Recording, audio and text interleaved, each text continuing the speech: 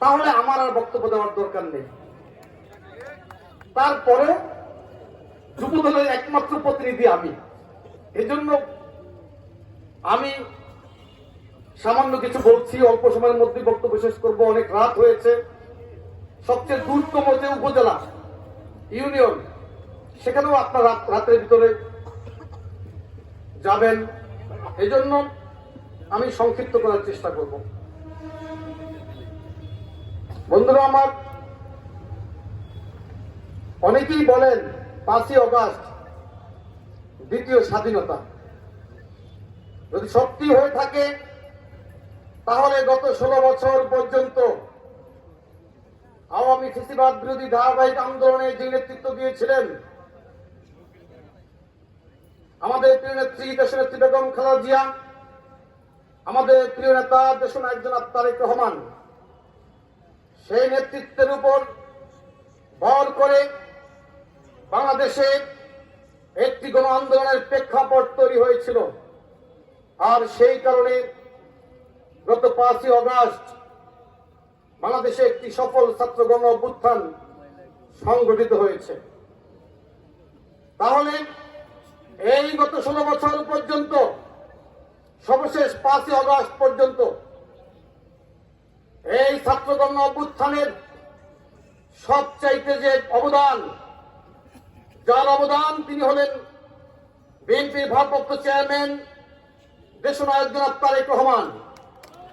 আর যে দলটির অবদান, সে দলটির নাম হচ্ছে বাংলাদেশ জাতীয়তাবাদী দল তথা বিএনপি। কিন্তু বিএনপির জন্মের পূর্বেও বিএনপি কিন্তু এদেশের মানুষের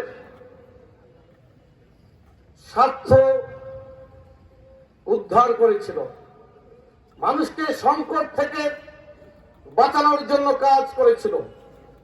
71 সালে বিএনপি ছিল না, যখন জাতি দিশেহারা, পলায়ন পরে একটি জাতিকে আবার যুদ্ধের জন্য প্রস্তুত করার জন্য,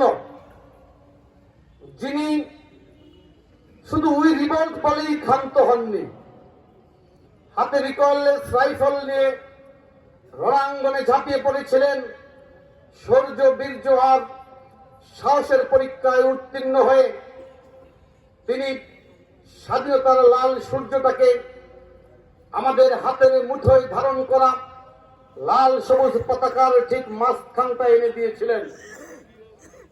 তিনি ছিলেন স্বাধীনতা সংগ্রামের প্রেরণা এবং স্বাধীনতার যে আনন্দ, সে আনন্দের নির্মাতা। তিনি ছিলেন শহীদ রাষ্ট্রপতি জিয়াউর রহমান।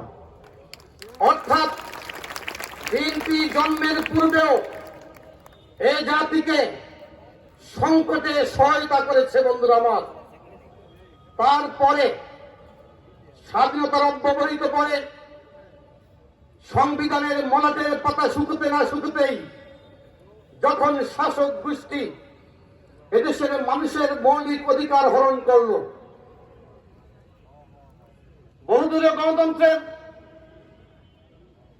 গোরস্থান রচনা করে একদলীয় বাকশাল কাছে কায়েম করল, তখন আবার বাংলাদেশের মানুষকে স্বাধীনতা পাইয়ে দেওয়ার জন্য একজন মানুষের অবদান ছিল। আমি প্রায়ই বলি, বাকশালের গৌর খোদক, সবুজ বিপ্লবের কাব্য কিষান, স্বাধীনতার প্রথম ঘোষক, যিনি বহুদলীয় গণতন্ত্র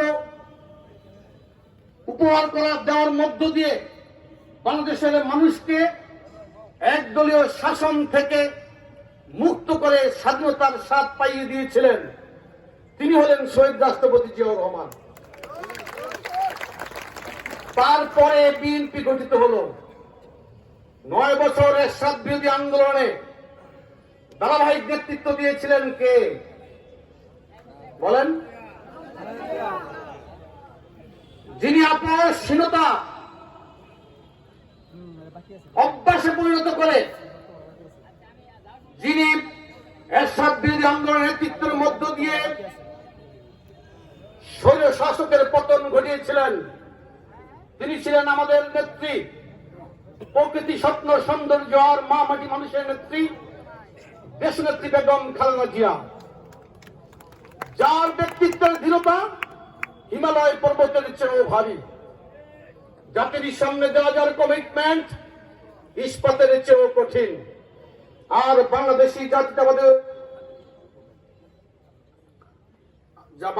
জাতীয়তাবাদে উজ্জীবিত যে নেত্রীর দেশপ্রেম সূর্যালোকের মতো দেদীপ্যমান, তিনি হলেন আমাদের প্রিয় নেত্রী দেশনেত্রী বেগম খালেদা জিয়া।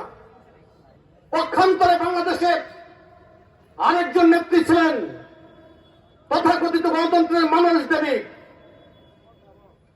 যার ব্যক্তিত্বের দৃঢ়তা পাখির পালকের চেয়ে হালকা, জাতির সামনে দেওয়া যার কমিটমেন্ট গুলো ছিল কাচের গ্লাসের চেয়ে ভঙ্গুর,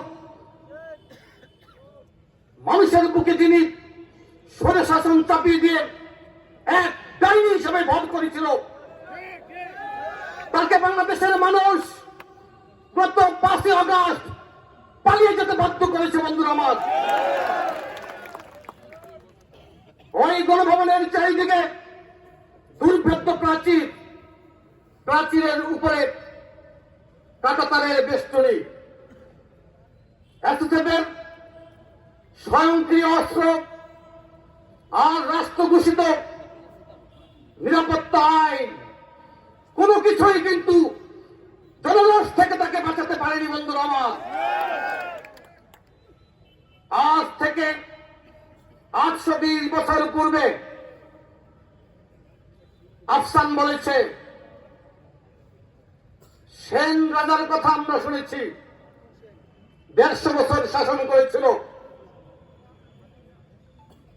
বৌদ্ধ ধর্মাবলম্বীদের উপরে মারাত্মকভাবে নির্যাতন করেছিল,